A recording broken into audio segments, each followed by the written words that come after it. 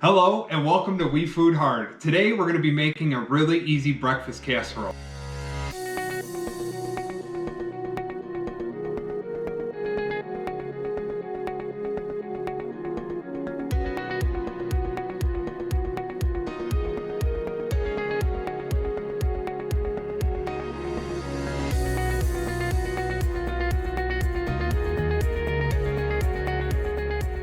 Now we are fully into the holiday season and only a few weeks away from Christmas. As you can see, I'm going to be cooking today in my ugly Christmas sweater, and I tried really hard to find one that aligned with my feelings about 2020.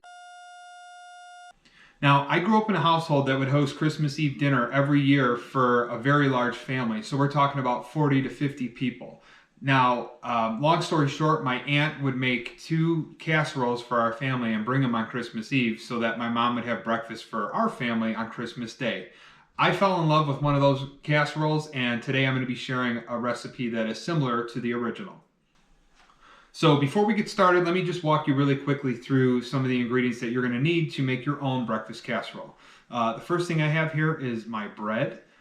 It's about 1 pound or 16 ounces of bread, and I think it worked out to being about 9 slices of sourdough bread. I did use sourdough. I prefer sourdough over like the traditional white and wheat breads. You can use whatever bread you like. I just think that sourdough gives this casserole such a better flavor than just the standard type of white or wheat bread, like I said. What I did after I took the bread out, I cut it into some pretty similar sized cubes. And then once they're all cut, I put them on a baking sheet and I put them in the oven at 350 degrees for 8 minutes. And what I was looking for was to get the bread kind of like dried out and kind of crispy versus just like taking bread out of the bag.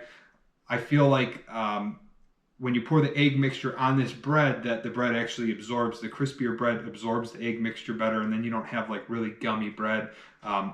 Clearly, I'm not a professional though, so do whatever feels right to you. I have some cheese that I grated myself here, so I have 2 cups of cheddar cheese, and I have about a cup of Gruyere. I have a pound of cooked breakfast sausage. I have sage breakfast sausage here, but you can use like a mild sausage or a hot sausage based on your preference. I have 12 eggs. I have 2 cups of milk, and that is whole milk. It's going to make it a lot richer and creamier, so I definitely recommend using a whole milk. And then some spices that I'm going to mix into my egg mixture. I have some ground mustard. I have some Himalayan sea salt, or pink Himalayan salt that's finely ground, and a little bit of onion powder in there. So without further ado, let's get this thing built here.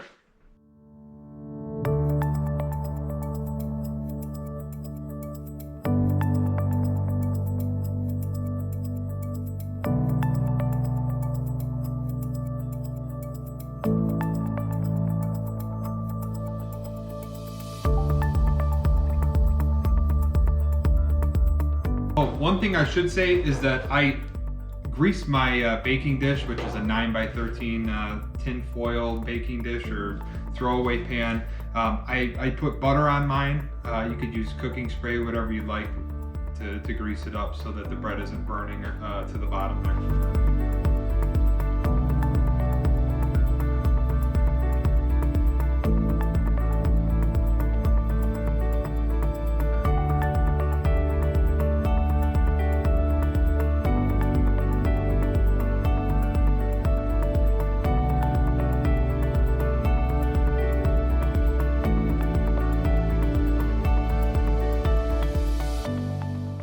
Now that our casserole is completely built, what we're going to do is we're going to cover it with foil and we're going to throw it in the fridge so that the bread has time to soak up that egg mixture. This is a really important step to this process. I get it if you're really hungry or you want to make this thing right now, but we recommend at least giving it 2 hours in the fridge, if not overnight. Now, if you're going to be delivering this to somebody, this is the perfect point to stop. All you got to do is deliver the uncooked casserole to the recipient and let them know the following directions. Okay, so we're going to take this after it is set, either overnight or for a minimum of 2 hours. We're going to put it in the 350 degree oven for 40 to 50 minutes. Obviously, all ovens, they don't cook the same, so you got to kind of keep an eye on it towards the end. You want to make sure the casserole is set. Number one, you'll see it kind of raise up a little bit. your cheese will be melted, and then you could just take a toothpick, poke it around the casserole to make sure that the toothpick comes out clean. Once that's done, you should be ready to go with your casserole. So I will get this thing covered up, and then I'll show you what it looks like when it's all done.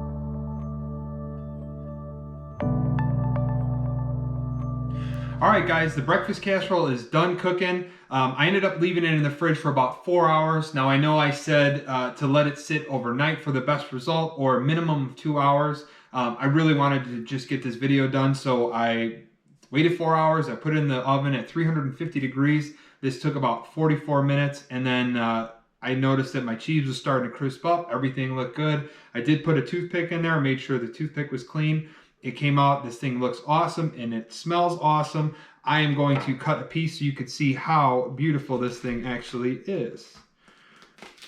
Oh, you hear that crunch? This is gonna be delicious. All right, let's see here. Take a look at that. All right, guys, that's it on the breakfast casserole. We really appreciate you watching this. And until next time, work hard, food harder.